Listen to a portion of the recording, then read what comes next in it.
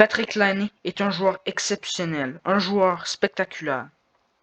Laine et Jack Roslovic, je ne sais même pas comment prononcer son nom, partent de Winnipeg et s'envolent à Columbus en retour de Pierre-Luc Dubois, un Québécois, et un choix de troisième ronde en 2022.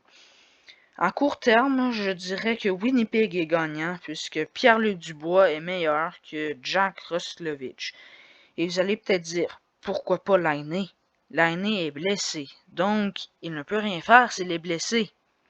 Donc, si on compare Pierre-Luc Dubois à Jack Roslovic, que j'ai toujours de la misère à prononcer son nom, eh bien, le Québécois gagne facilement. Mais si on regarde à long terme, Laine, qui, s'il se blesse pas, va marquer beaucoup de buts. Jack Roslovic est un jeune joueur, donc peut progresser, tout comme Pierre-Luc Dubois. Le seul inconvénient pour les Jets à long terme, c'est le choix de troisième ronde en 2022.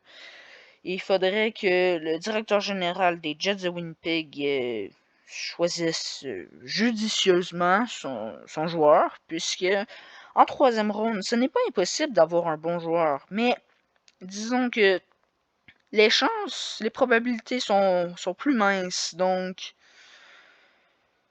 à long terme, les Blue Jackets l'emportent. Et si on fait un survol à la Ligue nationale de hockey, dernièrement, le Canadien est à égalité avec les Maple Leafs de Toronto et les Golden Knights de Las Vegas avec 8 points chacun. Très bon début de saison pour eux. 5-2, les Blue Jackets ont gagné contre le Lightning, oui. À 19h, les Flyers jouent contre les Bruins. Et si on regarde plus tôt, les Penguins de Pittsburgh ont gagné contre les Penguins de Pittsburgh. Ont gagné contre les Rangers de New York 4-3 en tir de barrage. Et c'est vraiment serré ça. Tout comme les Capitals de Washington qui ont fait de même contre les Sabres de Buffalo. 4-2 Maple Leafs contre Oilers, mais en plus, les Maple Leafs ont gagné sans Austin Matthews. C'est ça qui m'impressionne du côté de Toronto. Et très lent début de saison du côté des Oilers Edmonton. Si on regarde le classement, ils ne sont pas très bien positionnés. En ce moment, ils ont 4 points. Ils sont à 1 point des séries éliminatoires. Ils ont joué 6 matchs, 6 sur 56. Donc c'est quand même beaucoup.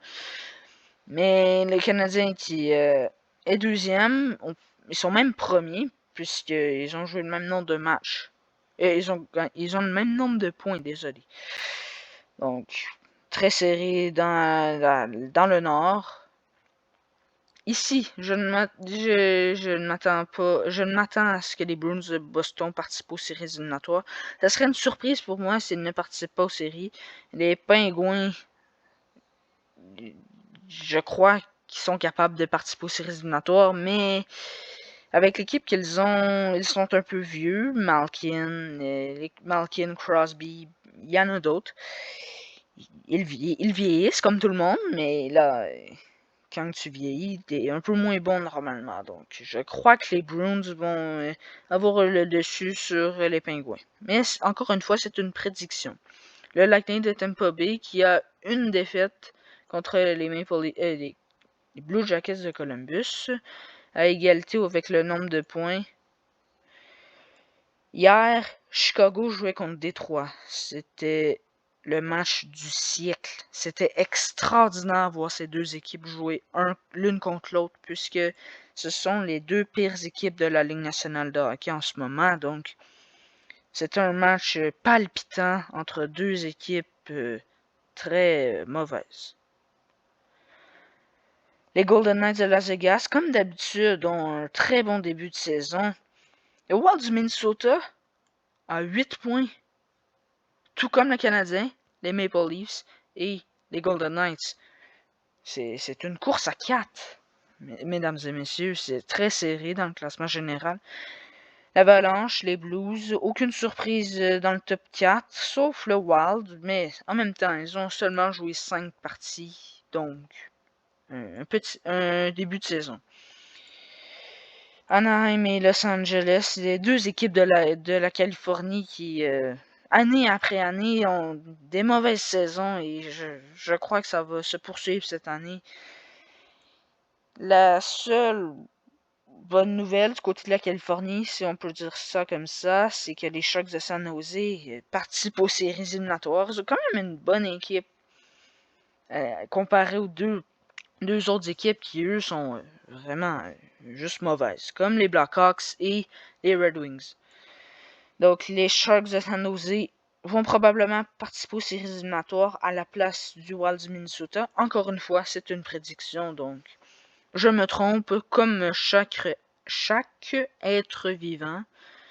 Mais likez la vidéo et abonnez-vous à la chaîne si vous aimez ce vidéo. Bye.